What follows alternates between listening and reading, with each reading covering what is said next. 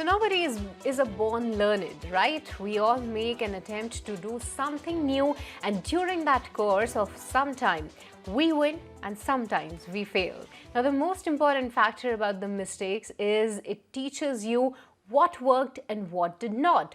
When it comes to finances, it would be wise if you know what are the most common mistakes that were made by others during different age period. And in order to ensure you do not commit those same mistakes and your financial planning is on track, to help you attain your money goals at different age groups, we have on board Mr. Amol Joshi, who is the founder of PlanRupee Investment Services. Hi Amol, thank you so much for joining us today at ET Now. First of all, the topic is very interesting and we want to learn from your experiences. But what money mistakes people do in 20s is what we want to know from you. Hi Srishti, good evening. Thank you for having me on the show. This is a very interesting topic and close to my heart. We have several clients across the age group, and as you rightly said, there are mistakes. We are all prone to mistakes.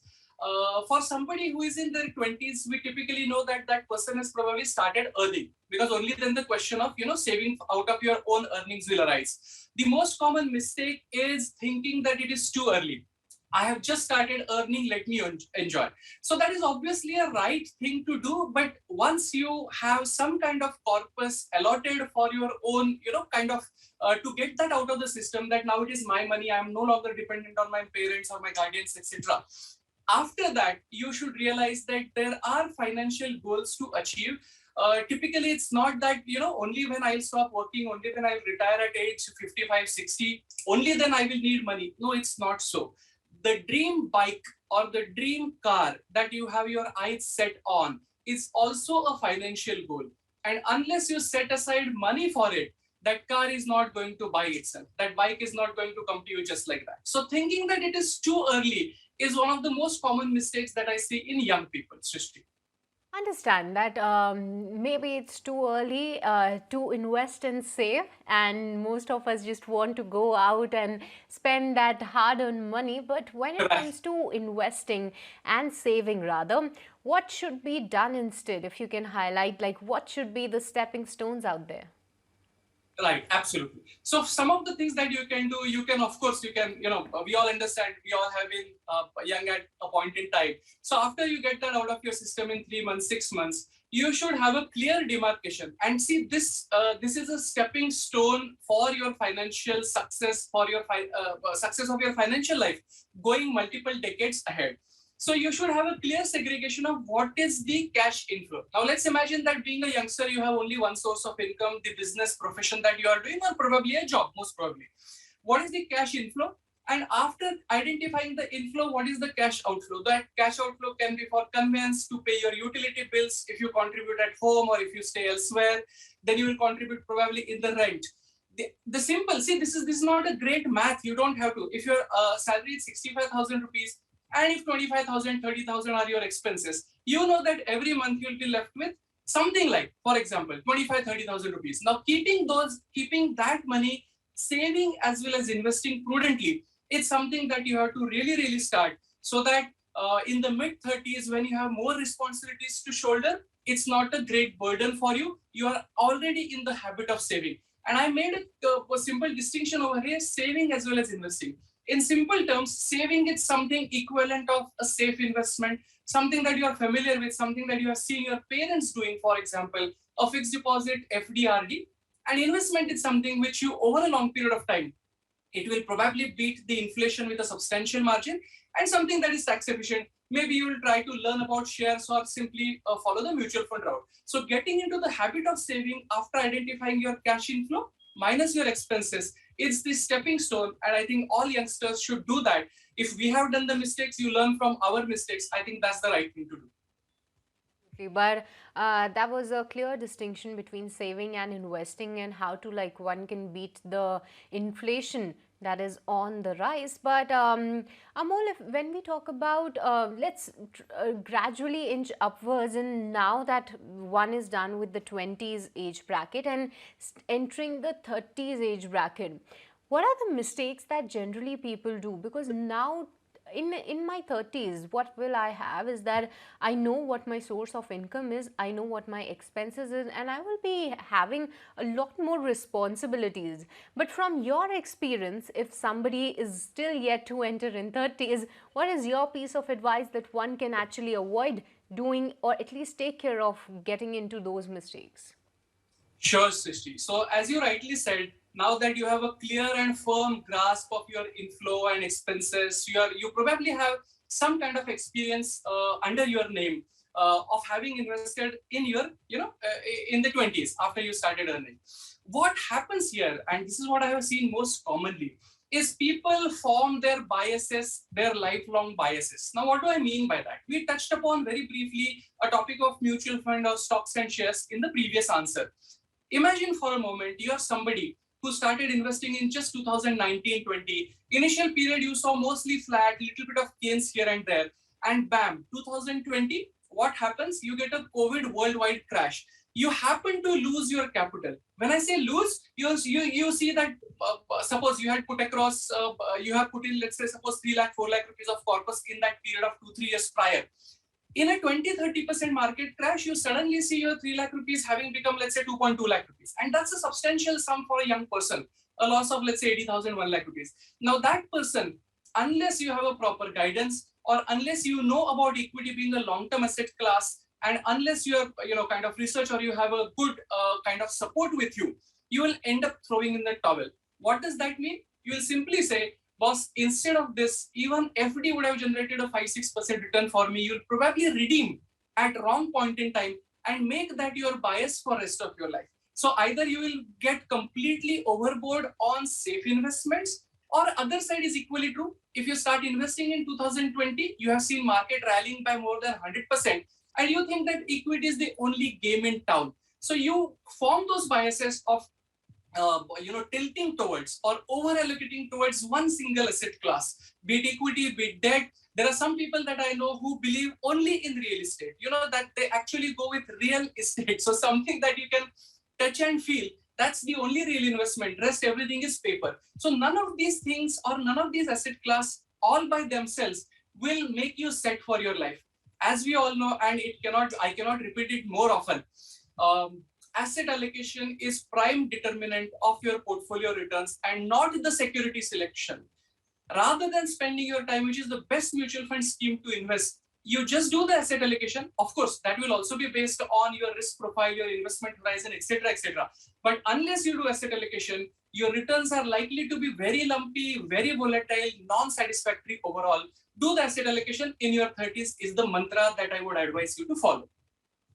Completely take your point that the asset allocation is the key. But Amol, if I may ask you, if you have to design a particular portfolio for some of your clients who is actually entering 30s, what will that be looking like? A stable income, a decent set of responsibilities, but the income that is actually left over, where would you like to allocate that, and what will that ratio be? Right. So this is very personal, and that's why we call it personal finance. But let's say for a lay person, for somebody who is entering the 30s, I would say that now that you have got responsibility ahead of you, and I think you mentioned that point that you have that over a long period of time you have these couple of major financial goals to achieve. In that case, my most common asset allocation that I would advise you to practice, it's something like for moderate to aggressive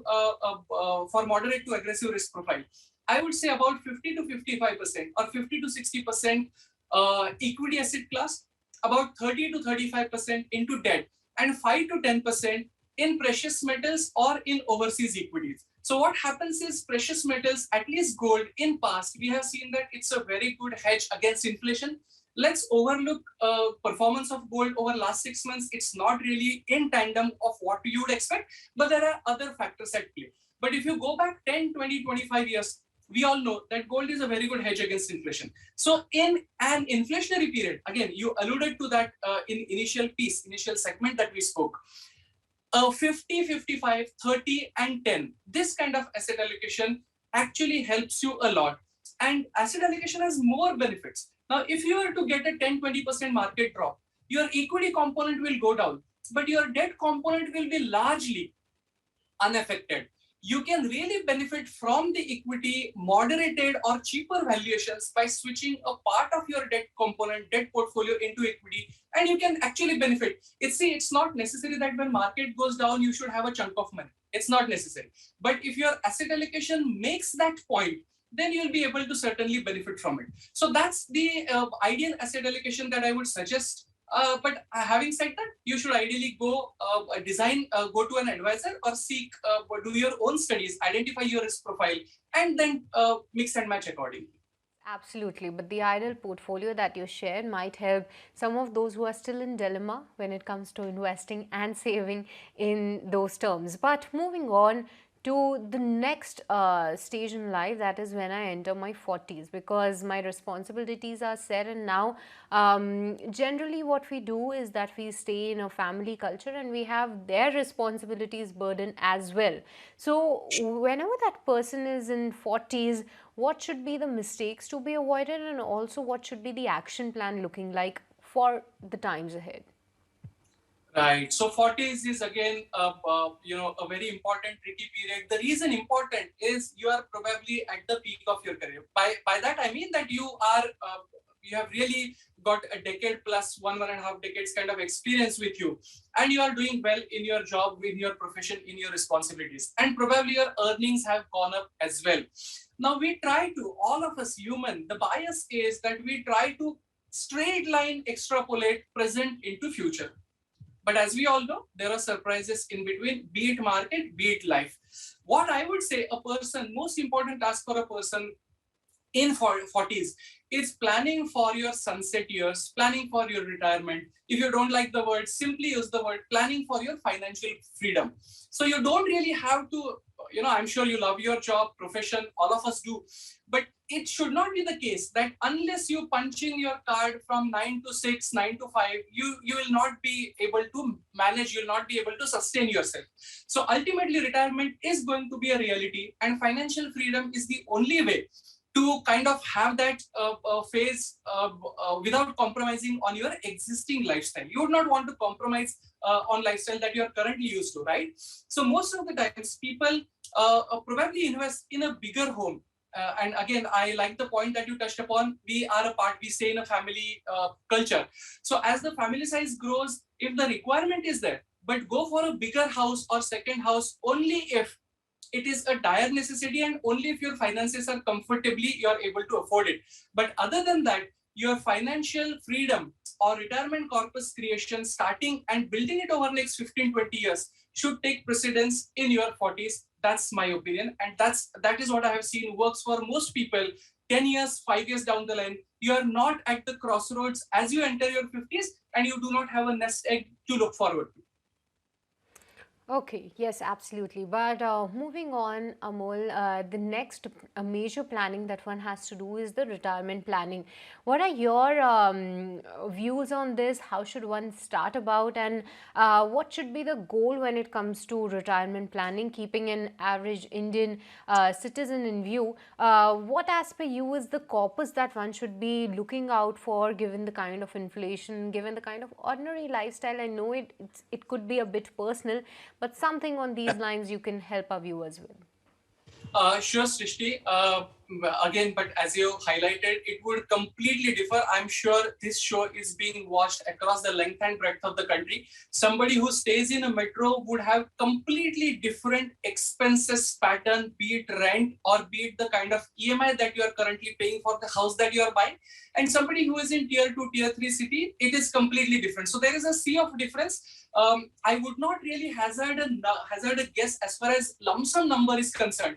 But see, the back of the envelope calculation suggests that you should have the annual withdrawal rate should be 4% of your corpus. In the sense, let's take an example, instead of India, let's talk about Bharat. If somebody has 30 to 40,000 rupees of monthly expenses over a period of 1 year, those expenses amount for a good 4 or 5 lakh rupees number. Now, this 4 or 5 lakh rupees number should be 4% of your annual, 4% of your corpus. In the sense, if you have a 30 to 40,000 rupees of monthly expenses, 1 crore plus is the kind of corpus that you should plan for. Now, if you are in a metro, your expenses are on the higher side, including the life side. including the life cycle, lifestyle. I mean, and instead of 40,000, if your expenses are suppose 1 to 1.2 lakh rupees, then simple calculation would suggest that you would need close to 2.5 to 3 crore rupees for having a comfortable retired life with inflation adjusted income. Now this is very important. People think that my expense is 1 lakh rupees and this so and so amount will suffice. But that 1 lakh rupees, even after retirement, inflation doesn't know that you have retired. Inflation will keep eroding the purchasing power of your money by 3, 4, 5%, depending on what inflation regime that you are a part of 10 years, 20 years later. But suffice to say that a 4% withdrawal rate for a 40,000 income, about 1 crore plus kind of corpus, would probably help you lead a retired life without compromising on your current lifestyle. Well, yes, Amol, thank you so much for highlighting all those pointers when it comes to avoiding mistakes in your 20s, 30s, 40s, or rather when you plan for your retirement. But Amol, when it comes to retirement, a lot of us get excited about listening to that there are people who are into early retirement. What are your views on that? Do you also help your clients into early retirements, and also how easy is that early retirement? Because a lot of us do think that maybe after 40 or 50 we don't want to work this much that we are doing currently, but how do people take it? Srishi, few quick points. So you are right, especially over last 20 years, last 5-7 years, I have seen earlier people were very happy, to get that proverbial watch on your last day, on your retirement day. I will work till 58, 60, till my job permits and till my faculties and my skills allow me. But over last 5-7 years, I have seen that retirement age, at least in our minds, has been dropping like a stone. In the sense, it's rather, let me put it other way. People that 60 age became 50. 55, 50, and now people say that in my late 40s, after 45, 48, I would like to retire so that I have more quality time to spend on the things that I love about. So that's the first part. Yes, early retirement is the flavor of the season. I agree with you. Point number 2, how easy it is that. So let me say this. If you have had a home loan in your life, in your personal finances, if you have been paying 10, 15, 20 years of home loan EMIs, then it is really, really difficult, and you cannot, especially in metro cities, and it would be very difficult to retire before 50 to 55, etc. But if by some way, by inheritance, by any other way, I'm not sure, you stay in a family like you said earlier, if home loan EMI is something that you do not have to kind of allocate your money towards, allocate your income towards, then late 40s or even before you step into your 50s, it's kind of doable. But if you have committed to a 20-year home loan, it's difficult for most people, unless you're a high flyer in your career, unless you have a significant chunk of money coming to you as EMIs. But for a normal lay person, it takes efforts. Absolutely. Well, let's see how do people plan it, but it is still an exciting point to discuss. But thank you so much, Amol, for joining us today at ET Now and helping our viewers understand that what are those mistakes in your different age brackets, or rather groups, that you should be avoiding. And that was the discussion all about.